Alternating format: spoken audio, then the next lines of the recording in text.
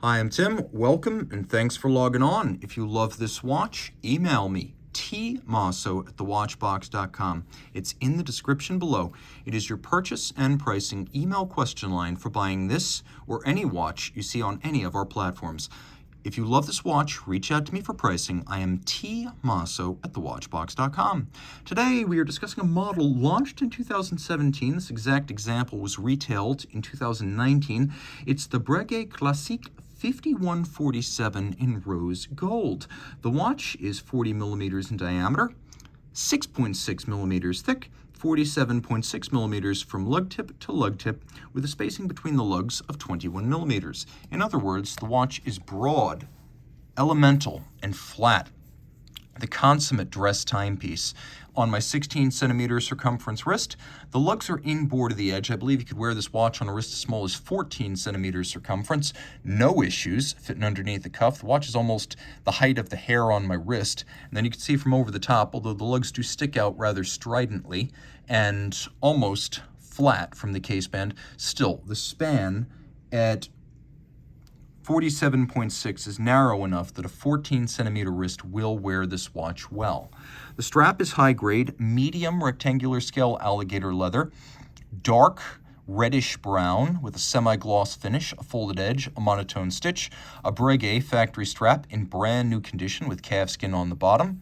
Taking a look at the buckle, you can see, like the watch, rose gold, a Breguet piece.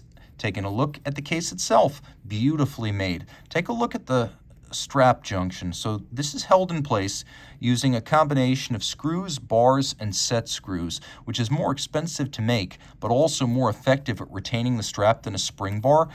Although the danger of a disaster with a spring bar is low, with this system, it's even lower. More expensive, but a watch like this is worth it.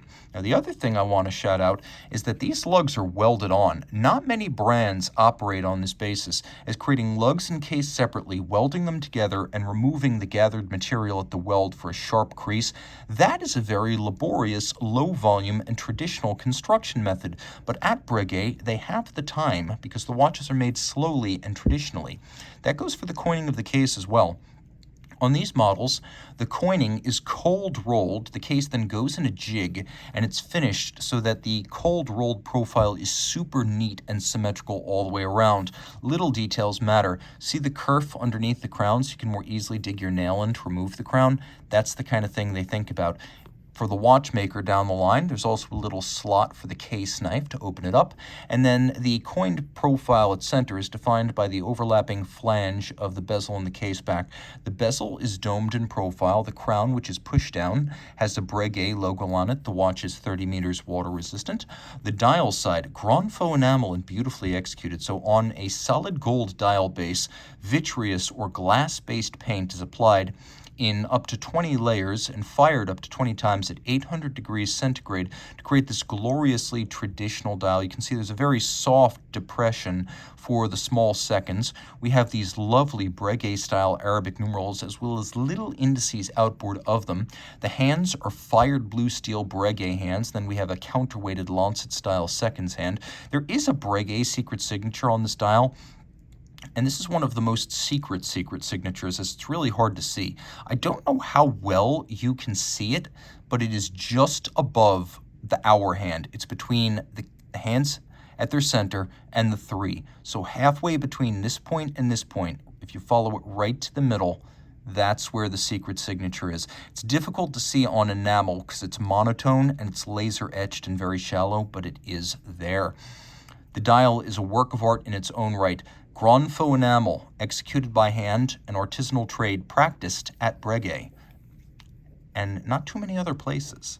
Now, on the reverse side of the 7147, you could see a movement that once upon a time, back in the 70s, began life as the Frédéric Piguet P71. So it's a 3/4 rotor automatic, sort of somewhere between a micro rotor and a full center rotor.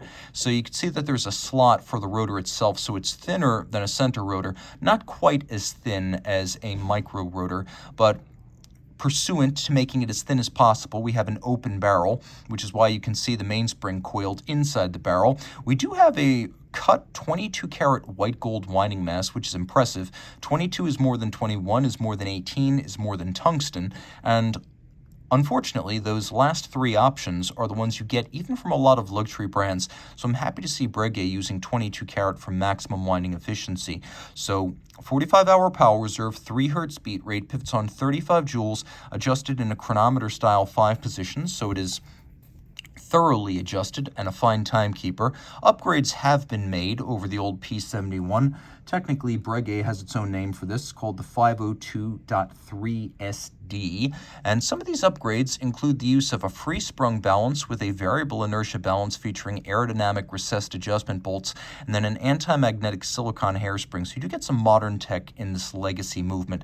And then lovely Côte de Genève, you can see polishing inside the jewel sinks, and then beveling on the edges mirrored of the bridges, so it's a good-looking movement. Black polished screw heads, also impressive, and engine turning on the base plate. It is a good-looking, artisanally finished, ultra-thin, traditional automatic movement.